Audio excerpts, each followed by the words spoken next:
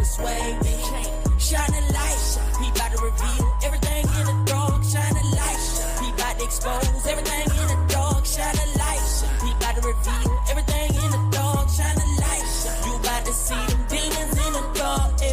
They think they slick, they don't believe that me greasy. Open the closet, watch them demons slide out like they skiing. They answer every call like a hotline when it's ringing. See that wicked, it's a melody. They love to hear it singing. They don't resist, they don't believe in making a switch. That's what the devil, they give them a kiss. They believe he can grant them every wish, but he just leading them down to the pit. To give them a deal, to think that they rich. To poison the people, they already sick. Heaven and hell, make the right pick. If you going to hell, it's already lit. It's already lit for them. Heaven and hell, make the right pick. It's already lit for them. Lit, it's already lit for them. If you going to hell, it's already lit. It's already lit for them. They can't hold me, they can't fold me, they don't phase me, they can't persuade me, they can't hold me, they can't fold me, they don't phase me, they can't persuade me. Shine a light, he about to reveal everything in the dark. Shine a light, he about to expose everything in the dark. Shine a light, he about to reveal everything in the dark. Shine a light, you about to see them demons in the dark. Levels of self, levels of pleasure, levels of their own sins. Hiding it in the dark, acting like nobody can see them. Yeah, we know you lustful when you slide in the DMs. Trying to get with shawty and you still with your BM. No, she ain't innocent, she full of sin too. Jumping from brew to brew. This is not skipping my loot. Hey, look, this a fair warning. Acting like you doing a father's business, but you whoring. Damn, just had a vision. It was clear. They hide behind the father's word, so they sin won't appear. They use their status and position to present themselves as pure. Death angel hunting season. You look like a blind deer. Look, the father's eyes 1,000 times brighter than the sun. He got the purge with fire. He ain't talking about a gun. Ain't no you don't get it now like a state. You well done. Coming like a thief in the night. They can't hold me. They can't fold me. They don't phase me. They can't persuade me. They can't hold me. They can't fold me. They don't phase me. They can't persuade me. Shine a light. He about to reveal everything in the dark. Shine a light. He about to expose everything in the dark. Shine a light. He about to reveal everything in the dark. Shine a light. You about to see them demons in the dark.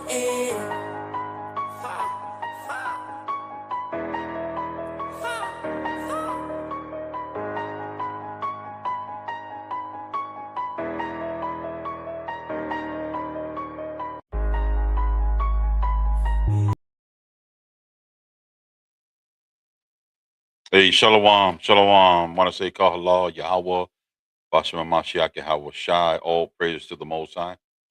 All right, we know Cap Nations, the kings and priests. We're coming at you with a lesson today on the Feast of Purim for those celebrating this week. All right, all praises to the Most High. We at the end of the Hebrew calendar, getting ready to start the new calendar, right? So it's coming. Passover, we have it in the beginning of April, so all praise to the Most High. It's a great feast, man. So we about getting ready, to get it in for the new year. However, as we start going into the end of the year, we have these also feast days. So ours is coming in this weekend. So I want to do a quick lesson on the Feast of Purim and the forever war with the Edomites, right? And we're going to go through some scriptures to get some understanding on not only the understanding about Purim, but also about our forever war with the Edomites. So very important stuff for you to understand. And this is the type of classes that we're going to go ahead and continue to do, because it's important to not only know who you are, but you also need to understand how to serve the Most High, and also know who your enemy is. Because yes, Israel, you got enemies, right? So let's go ahead and get started, right? Let's go ahead and start. We got a lot of scriptures to go to. I got a lot of reading to do. And if y'all know me, I am not a good reader, but all praise to the Most High. We do what we can. You know what I'm saying? So First, we're going to start off in the book of Genesis, right? We're going to understand who Amalek is. Amalek. All right. Y'all probably heard of him before. Let me make this a little bit bigger for y'all because if this is small for me, I know this is very small for you. All right. Let me know if this is okay, if y'all can see the scripture. But this is Genesis, the 36th chapter. All right. So let's understand who Amalek is. Who is he? What's his bloodline? All that stuff, right? So we're going to start Genesis. Now, understand that the the lineage of the nationalities in the Bible, right, are forever. However, Esau's is for a certain period of time.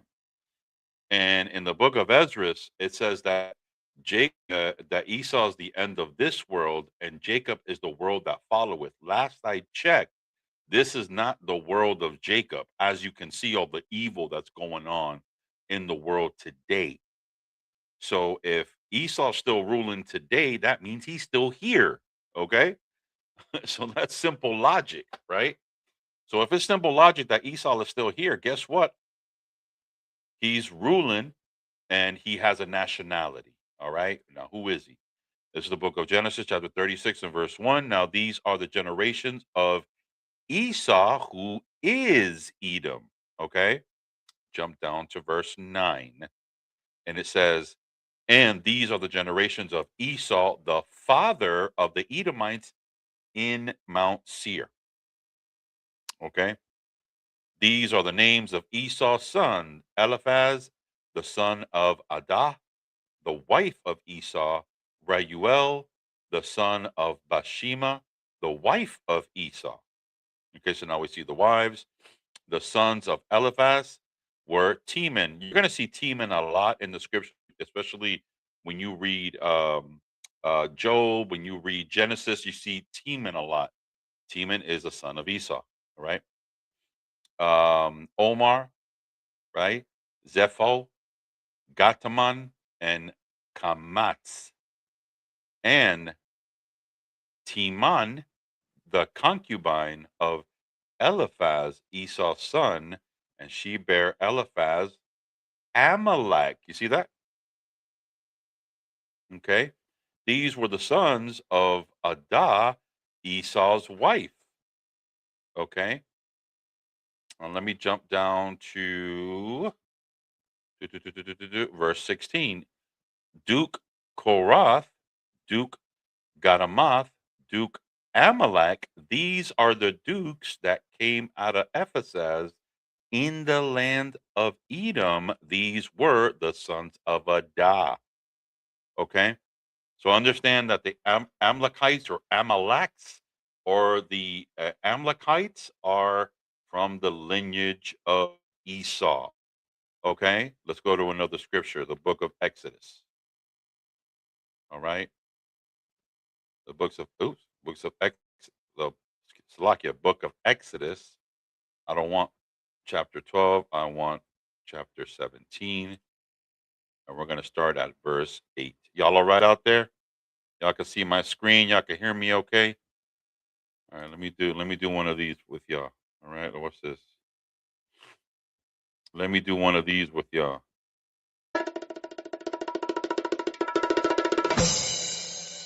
All right, y'all out there? All praises, all praises. Okay. So this is the book of Exodus, chapter 17 and verse 8. Then came Amalek and fought with Israel in Remlith. And Moses said unto Joshua, choose us out men and go out, fight with Amalek. Tomorrow I will stand on top of the hill with the rod of God in my hand. Okay, so now you can see this is like mean business, right? So this is going to war with Amalek. Verse 10. So Joshua did as Moses had said to him, and did what? Fought with Amalek. And Moses, Aaron, and Hur went up to the top of the hill. And it came to pass that when Moses held up his hand, that Israel prevailed. And when he let down his hand, Amalek prevailed. You see that? lay down his hand, meaning we let him loose. We gave him room. Okay. All right. Verse 12. But Moses' hands were heavy, and they took a stone and they put it under him, and he sat thereon, and Aaron and Hur stayed up his hands, the one on the other side, and the other on the other side, and his hands were steady until the going down of the sun. And Joshua discomforted Amalek and his people with the edge of the sword. Okay. And the Lord said unto Moses, write this for a memorial in a book. So now this is the Lord speaking to Moses, saying, you need to write this in a book as a what? A memorial. All right. Watch this. And do what? Rehearse it in the ears of Joshua, for I will utterly put out the remembrance of Amalek from under the sun. Last I checked, the Lord keeps his promises, man. Last I checked, the Lord does what he does, man. Last I checked, if the faith that we have says that Amalek is going to be destroyed according to the Bible.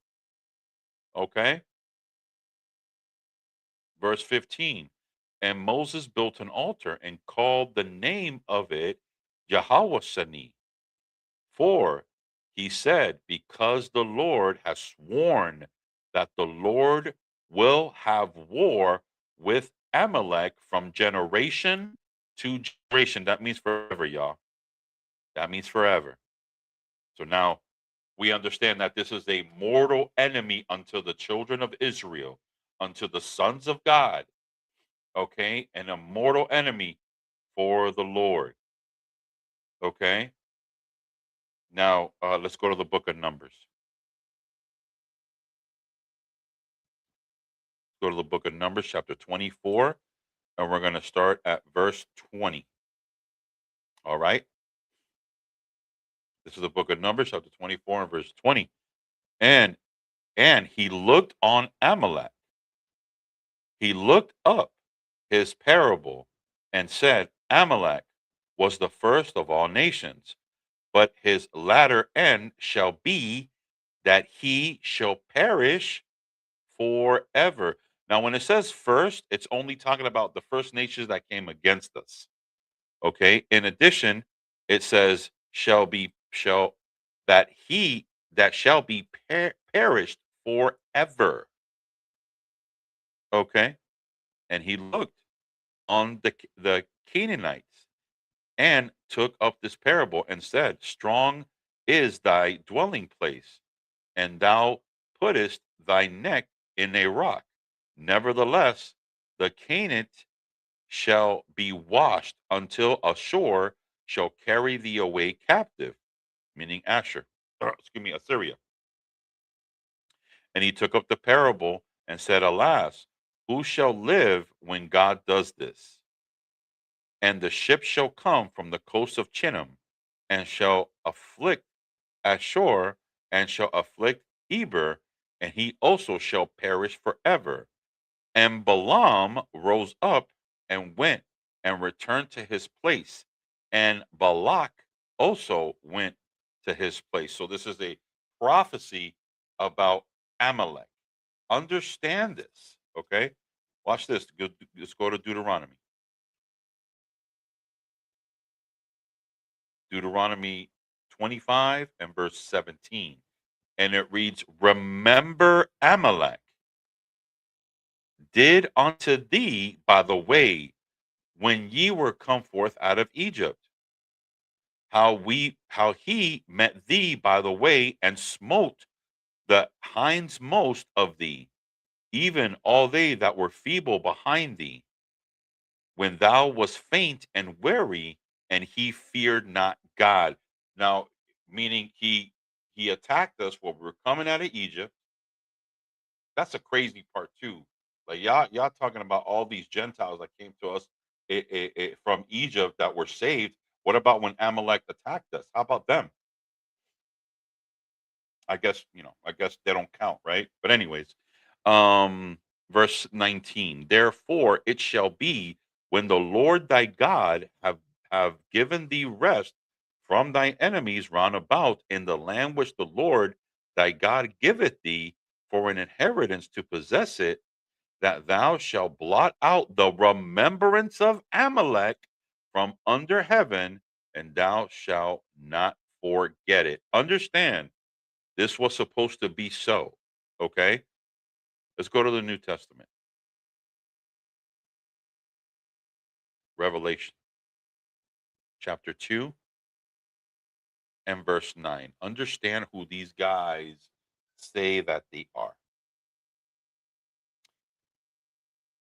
This is the book of Revelation, chapter 2 and verse 9. I know thy works and tribulation and poverty, but thou art rich.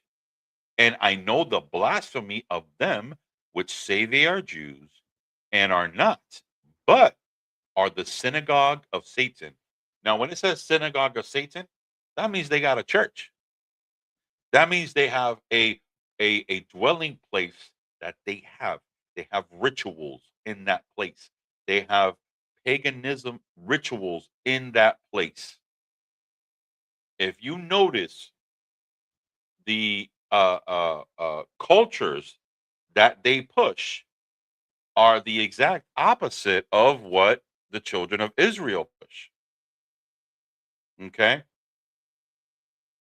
And that's not a coincidence at all. Hashatan in the Hebrew translated is adversary. The adversaries of the sons of God are going to be the adverse or the opposite, right, of the sons of God. So they have to have a opposite, a positive, a negative. There's a positive side, there's a negative side. Esau's the end of this world, and Jacob is the beginning that followeth. Y'all understand? All praises, all praises. Okay. Um, Amalekite. Let's go to the book of additions to Esther. Y'all keep teaching well, these false doctrines, man, um that the Edomites are Arab. That is a damn lie. Here's one. Here's a scripture to let you know about. Look at this. Additions of Esther. Oops, I'm in the wrong tab. Share this one instead. Okay, all praises. This is the book of Additions of Esther, chapter 16. I'm gonna start at verse 1. Okay. And the great king Xerxes unto the princes and the governors of 170 and 20 provinces from India unto Ethiopia, and of all the faithful subjects, greeting. So this is what? A letter, right? Now let's jump down to verse 10. Watch this. For Ammon, the what? The Macedonian, the son of Amath. You see that? Being indeed a stranger from the Persian blood, okay, and a far distant from the goddesses of the strangers that receive verse. So now, who else was a Macedonian in the? This is history, okay. Watch this. First Maccabees. First Maccabees, chapter 1 and verse 1.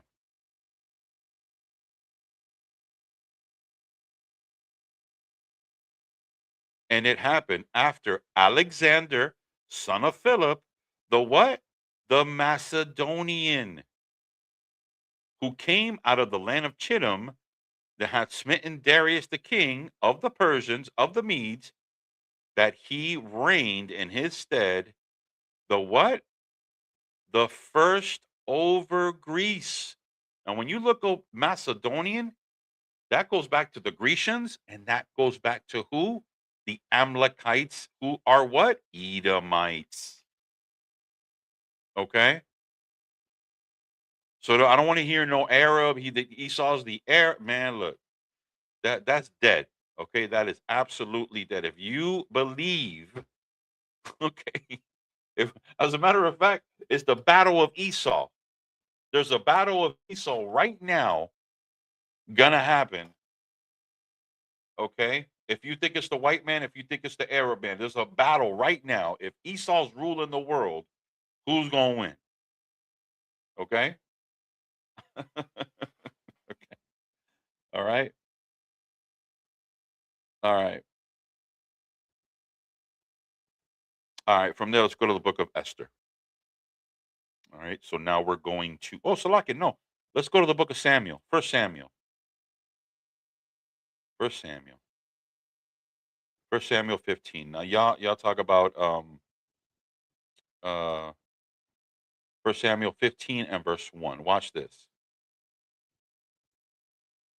Samuel also said unto Saul, the Lord sent me to anoint thee to be king over his people, over Israel.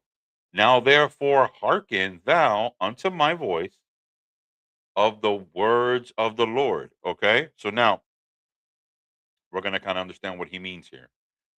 Thus saith the Lord of hosts, I remember which Amalek did to Israel. This is what we read. How he laid a wait for him that in the way when he came up from Egypt. Now go and what? Smite Amalek and utterly destroy all that they have and spare them not, but slay both man and woman, infant and suckling, ox and sheep, camel and ass. Yes, this is the Lord of the Bible. This is the God of the Bible. It also says that the God of the Bible is a man of war. Okay? And he will do what he needs to do. Okay? So he says to utterly destroy Amalek. Okay? Let's jump down. Let me see. Let's jump down to verse 8.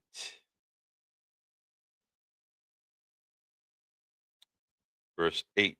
And he took Agag, the king of the what? Amalekites, alive, and utterly destroyed all the people with the edge of the sword. You see that?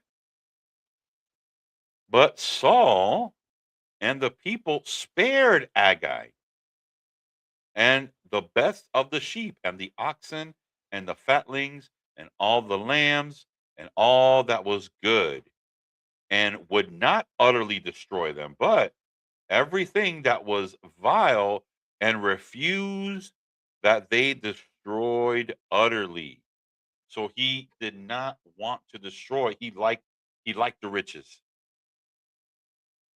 Okay. He liked all that. So unfortunately, he did not kill Amalek.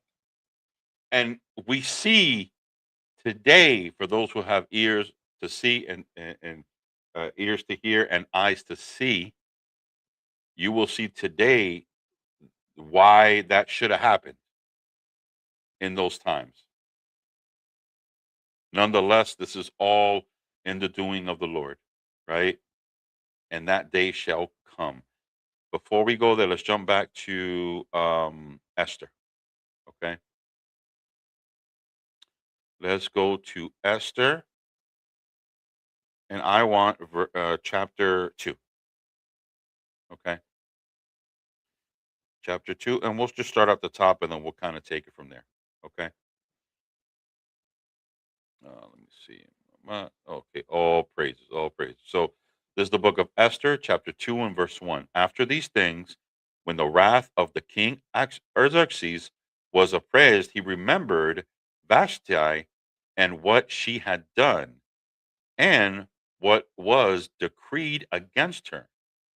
Then said the king's servants that ministered unto him, let there be fair young virgins sought for the king. So this was a decree for young virgins to be around the king.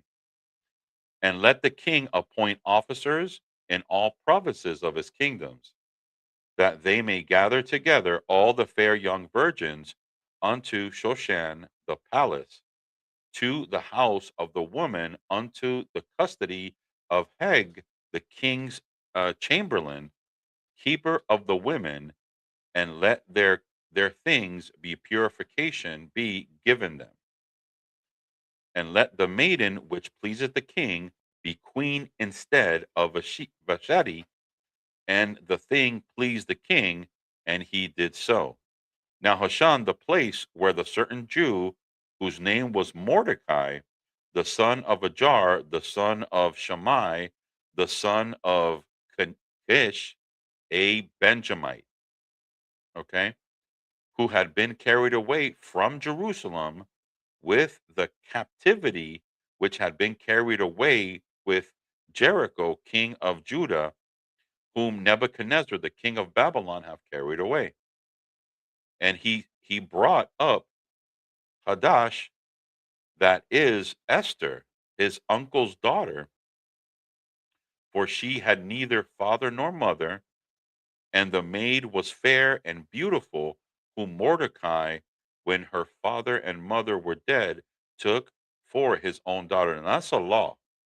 If you look into the law, you'll notice that um, we would take up, daughters and children's of our own, of our families, who either passed away or for whatever reason were killed, or for whatever reason we would take them up. Okay. Um, verse 8. Verse 8, yeah. Verse 8.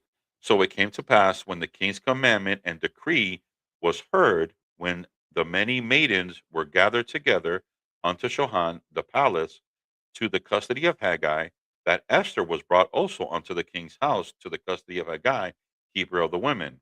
And the maiden pleased him, and she ordained kindness of him, and he speedily gave her things for purification. With such things he belonged to her, the seven maidens which were meet to be given to her out of the king's house, and he preferred her and her maids unto the best place of the house of the women. So there, obviously, this is women, and he preferred them over the other women, right? And made her, kind of like over a leader over the women that he chose. Okay, verse 10. Esther had showed her people nor her kindred, for Mordecai had changed her that she should not show it. So she disguised herself. Okay, verse 11. And Mordecai walked every day before the court of the women's house to know how Esther did and what should come of her. Now, when every maid's turn was come to go into King Xerxes, after she had been 12 months, according to the manner of the women, for so were the days of their purifications accomplished, to wit, 6 months with oil and myrrh, and 6 months with sweet odors, and other things of purifying of the women. When these came, every maiden unto the king, whosoever she desired, was given to go out of the house of the women into the king's house. And in the evening she went, and on the morrow she returned unto the second house of the women, to the custody of Shadagaz, the king's chamberlain, which kept the concubines. She came into the king no more, except the king delighted in her, and that she were called by name. Now then, as that now when the turn of Esther, the daughter of Abiel, the uncle of Mordecai, who had taken her for his daughter, was come to go up into the king, she required nothing but that Haggai, the king's chamberlain, and the keeper of the woman's appointed, and Esther ordained favor in the sight of them that looked upon her. Meaning she was like, boom, she was like something to look at, like they were like, "Oh, that's her, man." You know what I'm saying? Like she really, really looks good, you know? Yeah. Um, verse 17. And the king loved Esther above all women, and she ordained grace and favor in his sight more than all the virgins, so that he set the royal crown upon her head and made her queen instead of Vashti. Man, she straight took that spot, you know, straight took it, man. Okay, so now he made her queen. Then the king made great feast unto the princes and the servants, even Esther's feast, and made a release to the provinces and gave gifts according to the state of the king. And when the virgins were gathered together in the second time, when Mordecai sat at the king's gate, Esther had not yet showed her kindred nor their people as Mordecai had charged her. For Esther did the commandment of Mordecai, like as when she was brought up with him. So she obeyed him as much as possible. Okay. Um, Verse 21.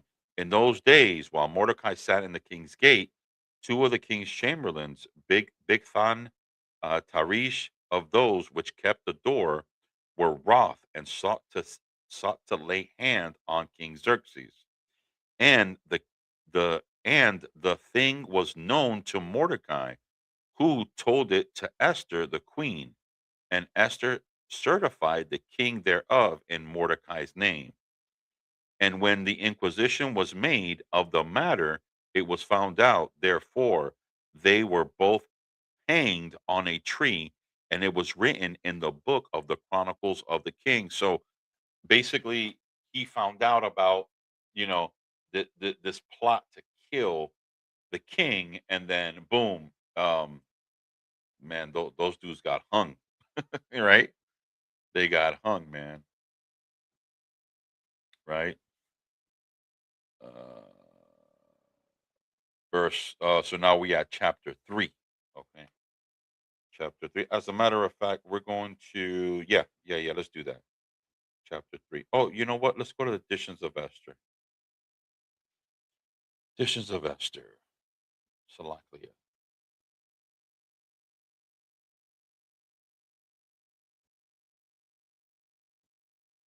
Editions of Esther. All right. Editions of Esther. Chapter 12. So you can get more idea. Now, the editions of Esther and the Apocrypha. And what this basically does, it gives you a broader aspect of the story of Esther. You know, so it's cool because it gives you pieces that weren't there in Esther in the Bible, right?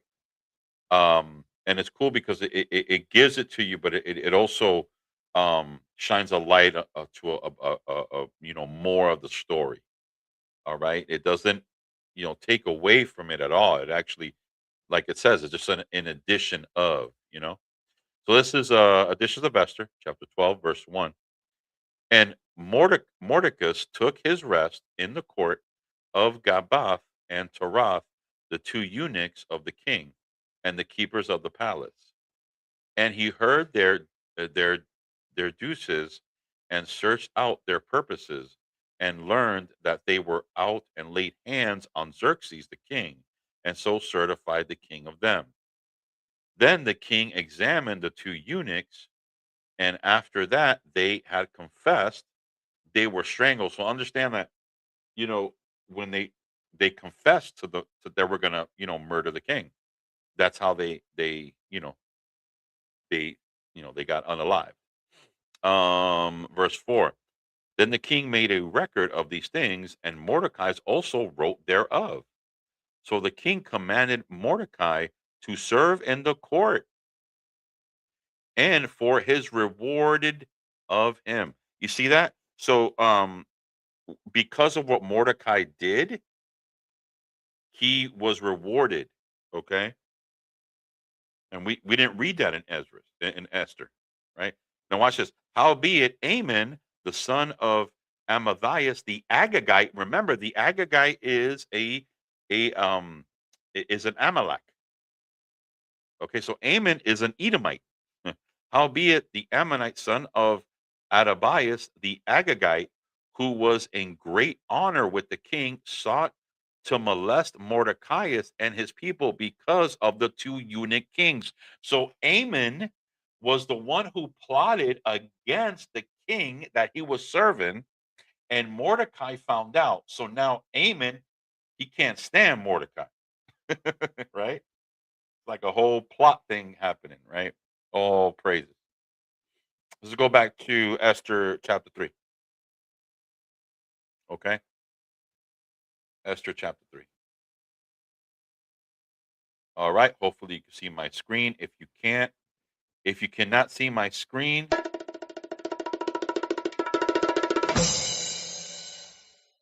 all right. All praises.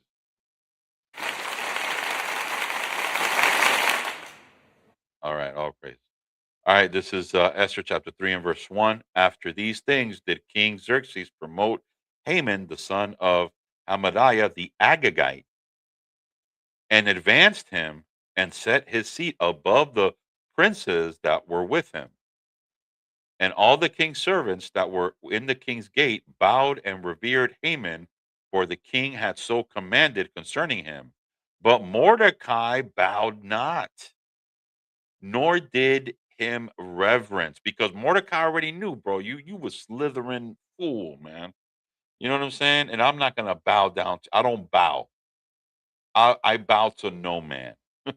Right? Verse 3. The king's servants which were in the king's gate said to Mordecai, why transgressest thou the king's commandment? Verse 4. Now it came to pass, when they spake daily unto him, that he hearkened unto them, that they told Haman to see whether Mordecai's matter would stand, for he had told them that he was a Jew. Remember, Haman is a Amalekite, Amalek, okay? Edomite Amalek, all right? Remember, we didn't kill him, all right? Remember, they are from the synagogue of Satan. Thus saith the Holy Bible. All right, verse 6. And he sought to scorn and lay hands on Mordecai alone, for they had shown him people of Mordecai. Wherefore Haman sought to destroy all the Jews that were throughout the whole kingdom of Xerxes, even the people of Mordecai. In the first month, that is the month of Nisan, in the 12th year of King Xerxes, they cast pur, that is a lot before Haman, from day to day and from month to month, to the 12th month, that is the month of Adar.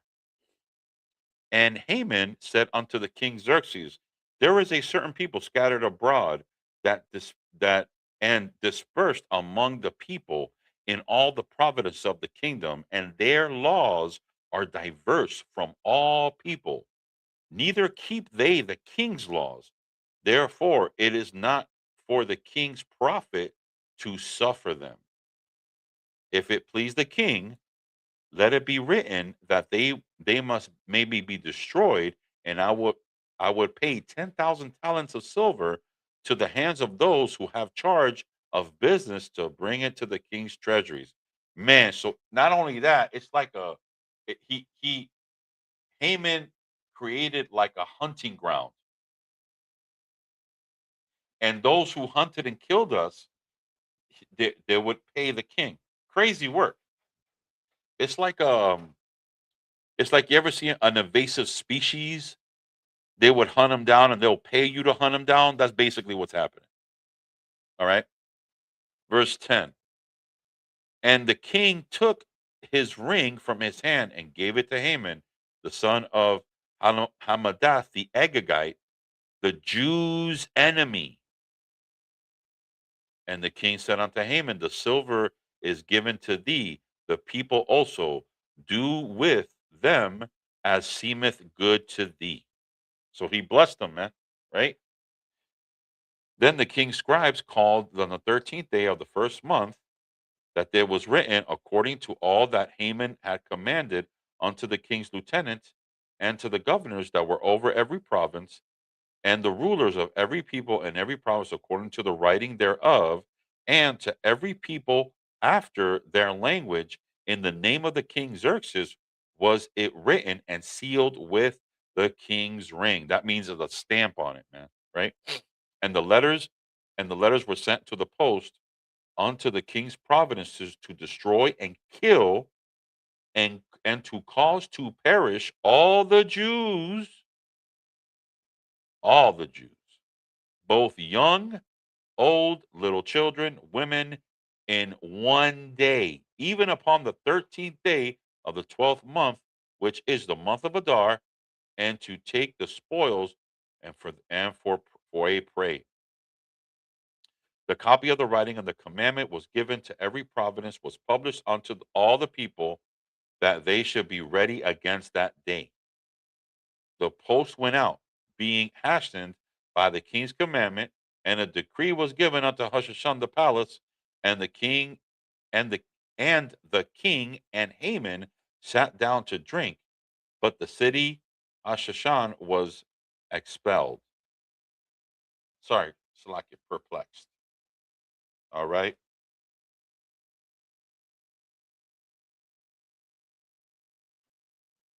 let's go to chapter 4. All right. So now, as you can see, the decree came, right? The plot's there.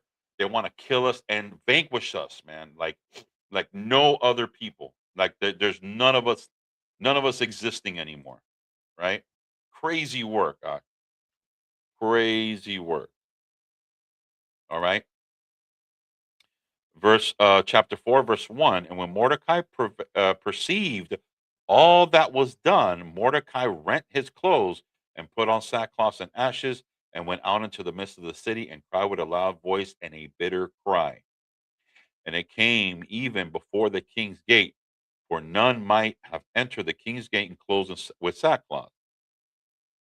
And in every province whatsoever the king's commandment and his decree, there was a great mourning among the Jews, and fasting, and weeping, and wailing, and many lay in sackcloth and ashes. So we knew this was coming. We were mourning because man, this is gonna be heavy, right? So we were in mourning and in praying to the Lord, right? Verse 4. So Esther's maids and her chamberlains came and told her. And when the queen's exceedingly grieved, and she sent her raiment clothes to Mordecai, and to take away his sackcloth from him, but he received it not. Then called Esther for Hatath, one of the king's chamberlains, whom he had appointed and attended upon her, and gave him a commandment to Mordecai to know what it was and why it was. So Attach went forth to Mordecai unto the street of the city, which was before the king's gate. And Mordecai told him of all that happened unto him, and of some of the money that Haman had promised to pay the king's treasuries for the Jews to destroy them.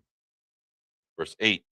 Also, he gave him a copy of the writing and a decree that was given unto Hoshashan to destroy them, to show it unto Esther and declare it unto her, and to charge her that she should go unto the king to make supplication unto him and to make a request before her people.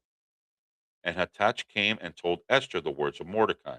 So Mordecai said, "Look, man, go tell Esther to do something.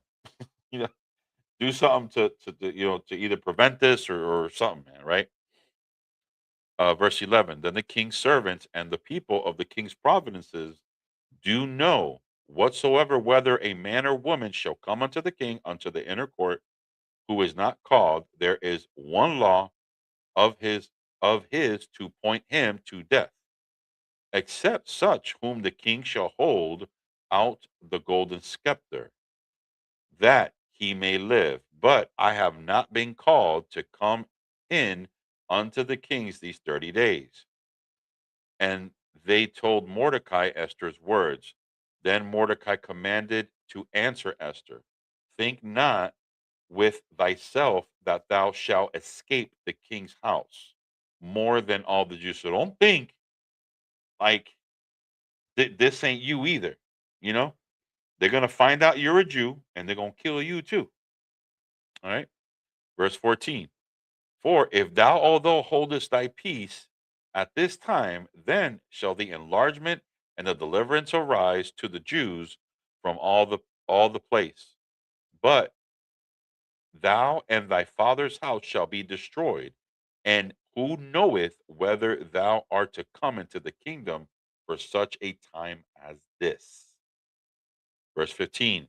Then Esther bade them return Mordecai this answer: Go after all the Jews that are present in Oshan and fast for me, and neither eat nor drink 3 days, night or day. I also and my maidens will fast likewise, and so will I go unto the king, which is not according to the law, and if I perish, I perish. So Mordecai went his way and did according to all that Esther commanded. So basically she's like, look, man,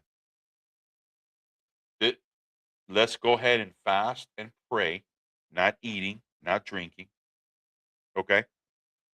And let us go. And after we do that, these 3 days, I'm gonna go speak to the king. Okay. So all praises to the Most High that we understand that in this dire time of need, they sought the Lord. Like when you're going through issues, seek the Lord, fast, pray, right? And that's what's going to get you through those times. This is an example of what they did. So they knew that this law was coming down, this decree from the king, and Mordecai said, "You know what? Yeah, bro, she's right. Let's go ahead and fast and pray." Okay, give me 1 second, y'all. Hold on. I need something. I need water. Hold on a second.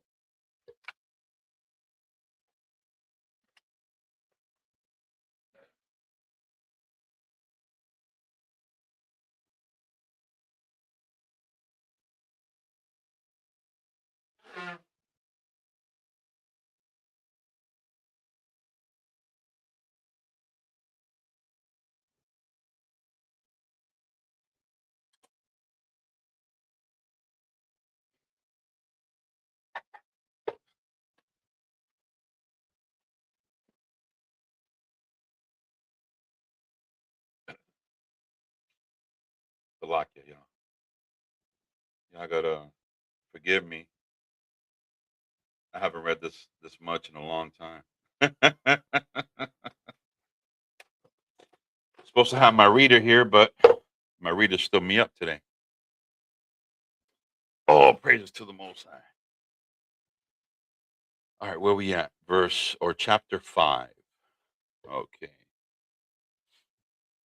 All right, so we got chapter 5, right? So this is Esther chapter 5, verse 1. And it came to pass on the third day that Esther put on her royal apparel and stood in the inner courts of the king's house over against the king's house. And the king sat upon his royal throne in the royal house over against the gate of the house. And it was so when the king saw Esther, the queen, standing in the courts, that she ordained favor in his sight. And the king held out Esther's the golden scepter and was in his hand. So Esther drew near and touched the top of the scepter. Wow, man, look, man, she must have looked really good. She looked so good. He put out his scepter, man. Mm, that's how good Esther looked. You know. All right, verse 3.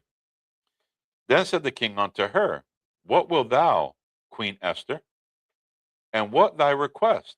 It shall be given unto thee to the half of the kingdoms. She ain't even asked yet. He's already saying, yeah, whatever you want. I like it. That's pretty funny, man. I mean, literally, he's saying right here, he's like, what wilt thou, Queen Esther? And what is thy request? It shall be given to thee. to the half of the kingdom. Oh man, like she must have looked that good. That's how good she looked. Okay. Salakia. All right. All right. Verse 4. And Esther answered, if it seem good unto the king, let the king and Haman come this day unto the banquet that I have prepared for him. The king said, cause Haman to make haste, and that he may do as Esther hath said. So the king and Haman came to the banquet of Esther and had prepared. And the king said unto Esther at the banquet of wine, what is thy petition? And it shall be granted thee. And what shall thy request? Even to the half of the kingdom, it shall be performed.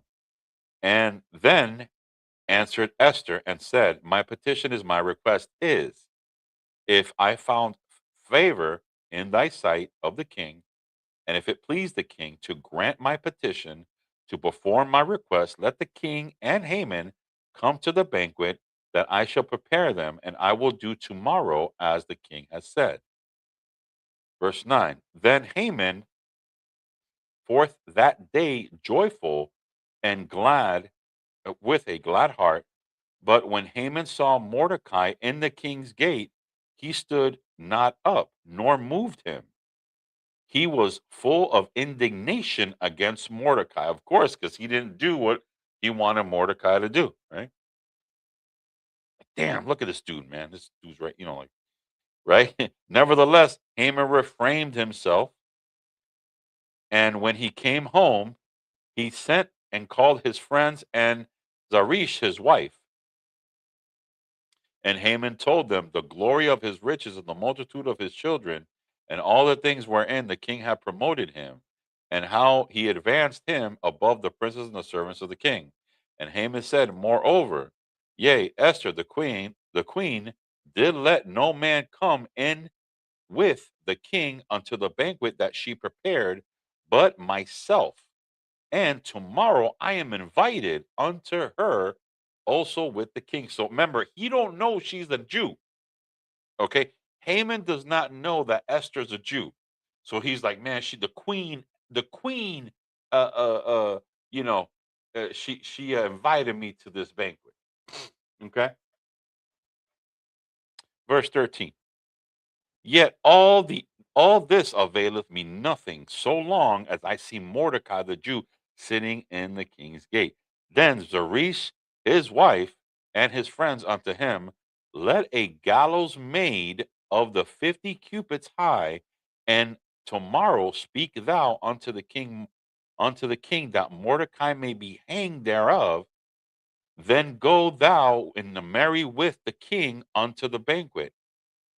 And the thing pleased Haman, and he caused a gallows to be made. So he's like, man, look, his wife recommended that he make a gallows to hang Mordecai. Okay. That was her recommendation. Let's see how that went. Okay. This is chapter 6, verse 1. And on the night, not the on that night could not the king sleep, and be commanded to bring the book of the records of the chronicles, and they were read before the king. And it was found written that Mordecai had told Baritha and Tarish, two of the king's chamberlains, to keepers of the doors, who sought to lay hands on the king Ahasuerus. And the king said, what honor and dignity have been done to Mordecai for this? Then said the king's servants that ministered unto him, there is nothing to be done to him. So he's like, hold on a second. This dude Mordecai helped helped basically save my life. So what reward was given unto him? And this dude said, we didn't give him anything. Mm, right? Verse 4. And the king said, who is in the court? Now Haman come into outward court of the king's house to speak unto the king to hang Mordecai on the gallows that he had prepared him. Look at that, man. And all right, at the same time as he reads that Mordecai helped save his life, here comes Haman with the gallows to convince the king to hang Mordecai. Good Lord. Good night. You can imagine that. Hey, man, that's the Lord. The Lord is glorious, man. Right? The Lord is glorious, man. Like he's coming in, and as he's walking in with the gallows, right? The you know, the king is like, "Oh, this Mordecai helped save my life," and then comes Haman trying to convince him to hang Mordecai. Good Lord. Oh man. All praises to the Most High. And that's how the Lord works, man. You know?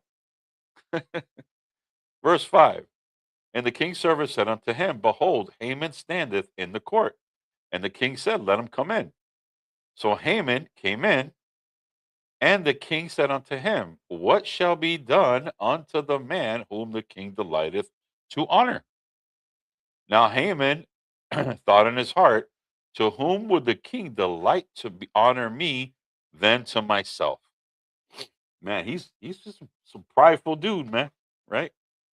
And Haman answered the king, For the man whom the king delighted to honor, let the royal apparel be brought which the king useth to wear, and the horse that the king rideth upon, and the crown and the royal set upon his head. Haman is asking for a lot, okay? Verse 9.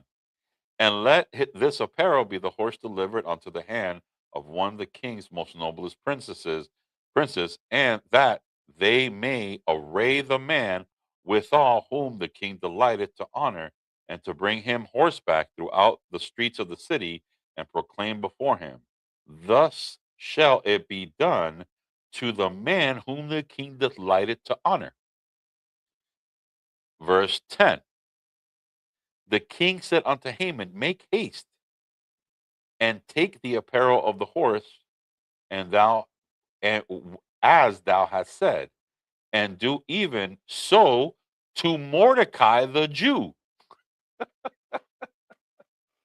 So he said, all that you just said right now about the wearing of the crown and the giving of the horse, all that, give it to Mordecai. That sitteth upon the king's gate, let nothing fail of all that has been spoken. Then took Haman the apparel of the horse and arrayed Mordecai, and brought him on horseback throughout the street of the city, and proclaimed before him, Thus shall it be done unto the man whom the king delighted to honor. So understand, this was flipped on him. What Haman wanted to do totally flipped on him. Verse 12. And Mordecai came again to the king's gate, but Haman hasted to his house mourning and having his head covered. And Haman told Zeresh, his wife, and all his friends everything that befell him, and said, His wise men and Zeresh, his wife, unto him, If Mordecai be the seed of the Jews, before who thou become to fall, thou shalt not prevail against him, but shall surely fall before him. And while they were yet talking with him, came the king's chamberlains, and hasted to bring Haman onto the banquet that Esther prepared. All right. All right. All right. Verse or chapter 7. We almost finished. We almost finished. Y'all. Chapter 7. So the king Haman, so the king and Haman came to the banquet of Queen of Esther the queen. And the king again, Salakia, and the king said again unto Esther, On the second day at the banquet wine, What is thy petition, Queen Esther? And it shall be gathered. And what is thy request? And it shall be performed, even half of the kingdom. Then Esther, the queen, answered and said, I have found favor in thy sight, O king, and it pleased the king. Let my life be given me at my petition, and my people at my request. All praises. For we are sold, and I am my people to be destroyed, to be slain, and to perish. But if it been sold for bondmen and bondwomen, I had held my tongue, although the enemy could not countervail the king's damage. So she's asking for her life and her people's life of her nation. Okay. Verse 5. The king Xerxes answered and said unto Esther the queen, Who is he, and where is he, that durst presume in his heart to do so?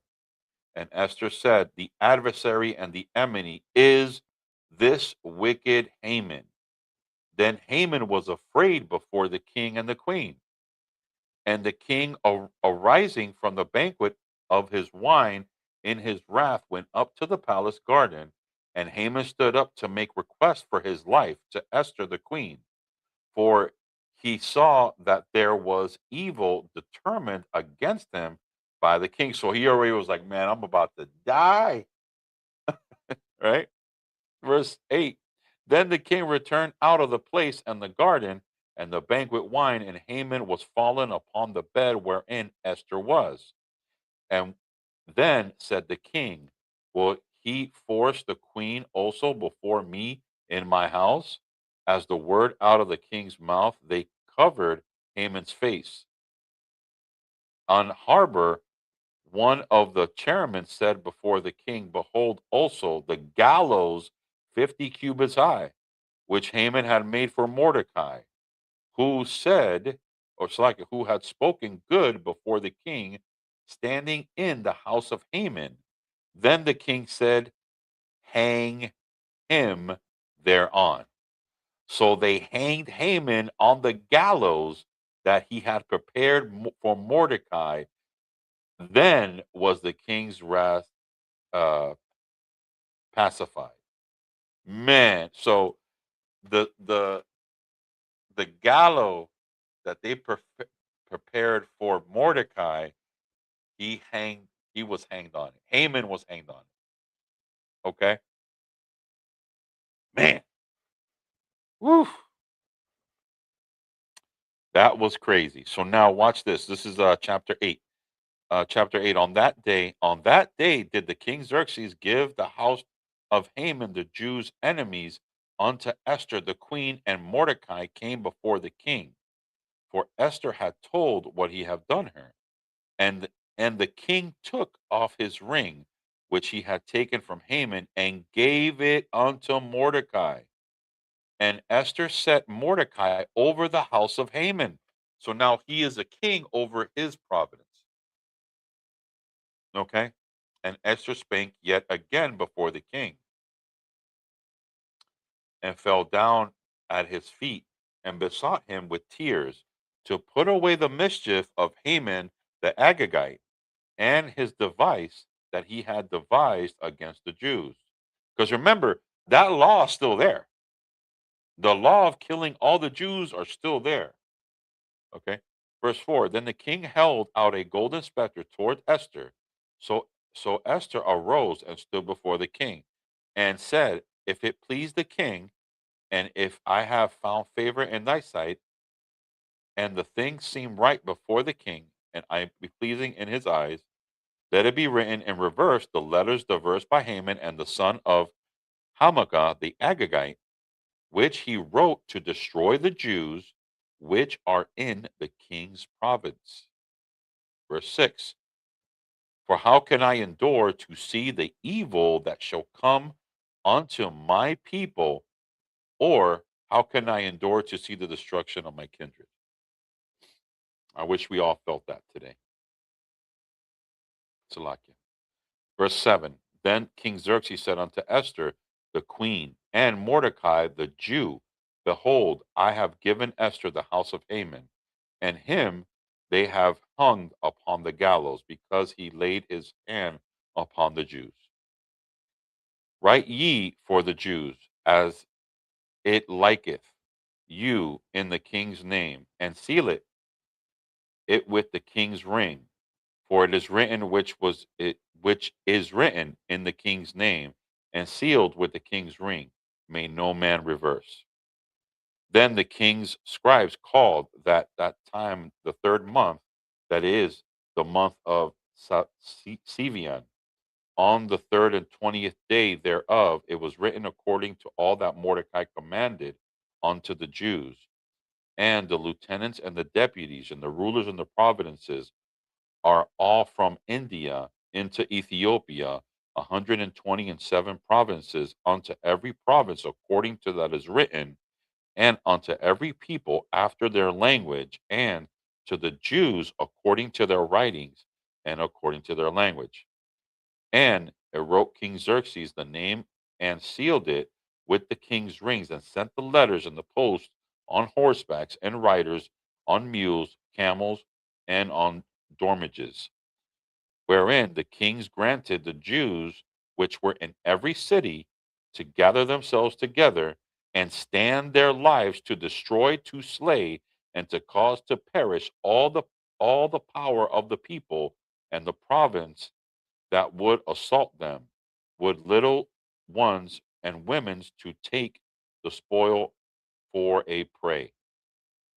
Upon one day in all the provinces, King Xerxes, namely upon the 13th day of the 20th month, which is the month of Adar. The copy of the written and the commandment was given to every province, and published unto all the peoples, and that the Jews should be ready against the day of to avenge themselves on their enemies. So he could not rewrite the law. The law was written, but what he did do is he said the Jews are allowed to defend themselves, and they could kill if they have to, right? Verse 14. So the posts on the road upon the mules and the camels went out, being hastened and pressed on by the king's commandment, and the decree was given as host on the palace. And Mordecai went out from the presence of the king in the royal apparel, while with a great crown of gold, and with a garment of fine linen and purple. And the city of Shoshan rejoiced and was glad. The Jews had light and gladness and joy and honor. And in every province and in every city, whatsoever the king's commandment and decree came, the Jews had joy and gladness and feast at that day. And many of the people of the land became Jews for fear of the Jews of them. Now, it doesn't mean that they became Jews, meaning that they did what Jews did. Okay? That's all.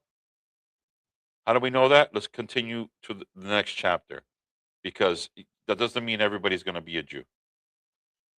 Okay? This is chapter 9 of verse 1. Now, in the 20th month, that is the month of Adar, on the 13th day, the same, when the king's commandment and his decree drew near to be put in execution in that day, that the enemies and the Jews hoped to have power over them, though it was turned to the contrary, that the Jews had rule over them that hated them. And the Jews gathered themselves together in their cities throughout all the provinces, and the king Xerxes to lay hands on such that sought to hurt them, and no man could withstand them, for the fear of them that fell upon all the people. And all the rulers of the provinces, lieutenants and deputies and officers of the king, helped the Jews, because of the fear of Mordecai fell upon them. For Mordecai was great in the king's house, and his fame went out throughout the provinces, for this man Mordecai waxed greater and great. Thus the Jews smote all the enemies with the stroke of the sword, and slaughter all the destructions, and did what they would unto those that hated them. And in Shushan, the place of the Jews, and destroyed 500 men. And I'm going to jump down to verse 10. So, verse 10. Then 10 sons of Haman's, the sons of Hamas, the enemy of the Jews, slew they, but on the spoil laid they not their hands. On that day, the number of those that were slain in Shushan the palace was brought before the king. And the king said unto Esther the queen, the Jews have slain and destroyed 500 men in Shashun the palace, and the 10 sons of Haman. What have they done in the rest of the king's provinces? Now, what is thy petition?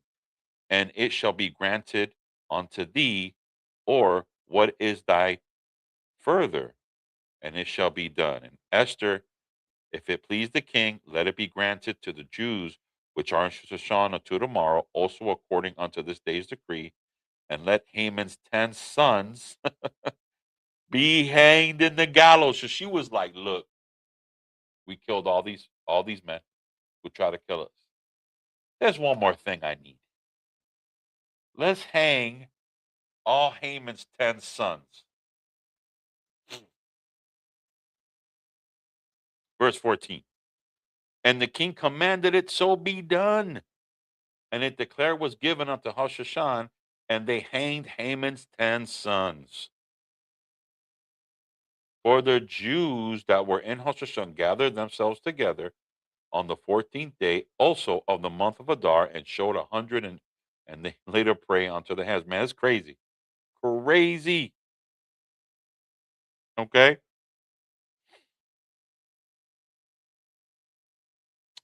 But the Jews were in the king's Salakia. But the other Jews that were in the king's provinces gathered themselves together and stood for their lives, and had rest from their enemies, and slew of their foes 75,000. But they laid not their hands on the prey. On the 13th day of the month of Adar, and on the 14th day of the same rested day, and made it a day of feasting and gladness. But the Jews that were in Shushan assembled together on the 13th day of the 14th month thereof, and on the 14th day of the same, they rested and made it a day of feasting and gladness. You see that? Therefore, the Jews of the villages that dwelt in the unwalled towns made the 14th day of the first month of Adar a day of gladness, feasting, and good day of sending portions one to another. And Mordecai wrote these things and sent these letters unto the Jews, that they were in all the province of the king Xerxes, both nigh and far, to establish this among them, that they should keep the 14th day of the month of Adar, and the 13th day that same year, as the days wherein the Jews rested from their enemies, and which they turned unto them from sorrow to joy, and from mourning to glad, a good day, that they should make themselves days of feasting and joy, and sending portions one to another, and gifts to the poor. And the Jews undertook to do they had begun as Mordecai have written them.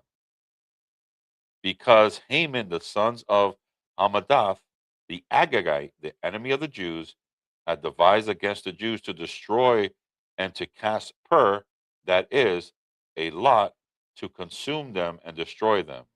But Esther became before the king to command the letters, and the wicked device which he devised against the Jews should return upon his own head, and that he and his sons should be hanged. So all praises to the Most High. And this is wherefore they called these days Purim, because of the name of pure, because all the words and letters that which they had sent concerning this matter, and which they have come unto death. And all praises, man. So understand that what we're celebrating today, so like my bad, what we're celebrating today is a remembrance of of what our forefathers been through, and what we're still going through today. So um, stay prayed up, continue your prayers, start calling each other. This is a time of gathering together, man. So understand this is what we got to do and what we're commanded to do. All right. There's so much division in Israel. Understand that these feast days should unite us. Okay. Understand that there's things brothers and sisters are going through that we don't understand. Pray for each other. All right. And understand that our enemies are going to be there, but there's no other. There's Our enemies are not greater than our God. All right. So, want to give all praise, honor, glory unto Yahweh, Bashem Yahweh Shai. We know cap nations of kings and priests. Happy feast of Purim. Shalom.